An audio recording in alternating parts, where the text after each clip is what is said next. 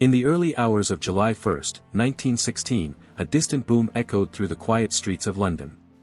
Some who woke to the sound likely shrugged it off and went back to sleep, accustomed to the bustling city noises. Unbeknownst to many Londoners, across the English Channel near the River Somme, what they perceived as a distant rumble was, in fact, the prelude to one of the deadliest days in British military history. By the end of 1915, the First World War had reached a grim stalemate, leaving the Allied powers, France, Britain, Russia, Italy, and Serbia, desperate for solutions. The unexpected maneuverability of German forces posed a significant challenge, allowing them to swiftly transfer troops between different fronts of the war. As 1916 approached, the Allies decided on a bold strategy: simultaneous major offensives aimed at stretching the German army thin and breaking the Kaiser's might. While the Italians struck in the south and the Russians marched east, the focus of the British and French was the Somme River in northern France. Despite its seemingly insignificant strategic value, it was chosen as the site for the upcoming offensive due to its proximity to where British and French forces converged on the Western Front. Facing off against heavily defended German trench lines, the initial plan envisioned a coordinated attack with battle-hardened French divisions advancing from the south, supported by relatively inexperienced British and Commonwealth forces launching a supporting assault from the north.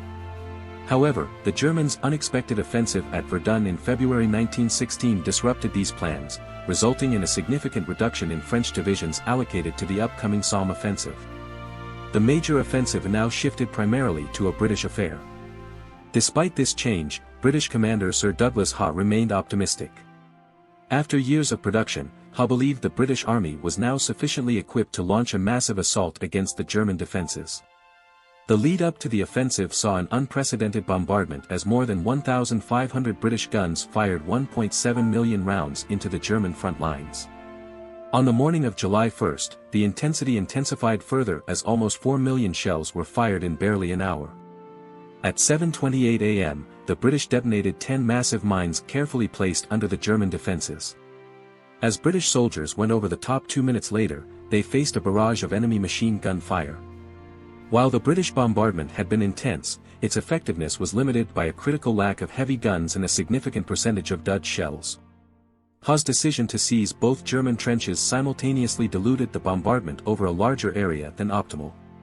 As a result, most of the German defences at the Somme were dazed but still intact.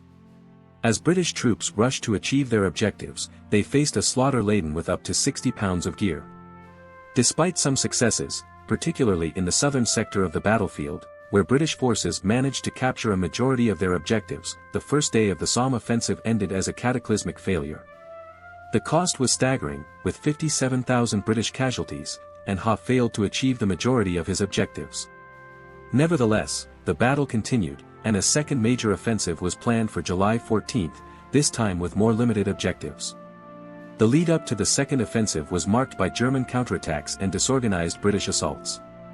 When the second major British offensive finally came, it was preceded by a concentrated bombardment followed by a massive infantry assault.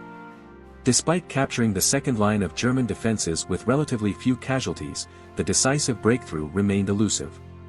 The next phase of the battle, stretching from July 15 to September 14, saw a series of confused and disorganized attacks that failed to gain significant ground.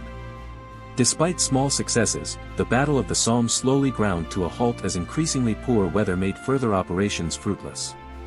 Finally, on November 18, 1916, the Battle of the Somme came to an end, leaving behind a staggering toll of casualties for both sides and marking it as one of the defining cataclysms of the Great War.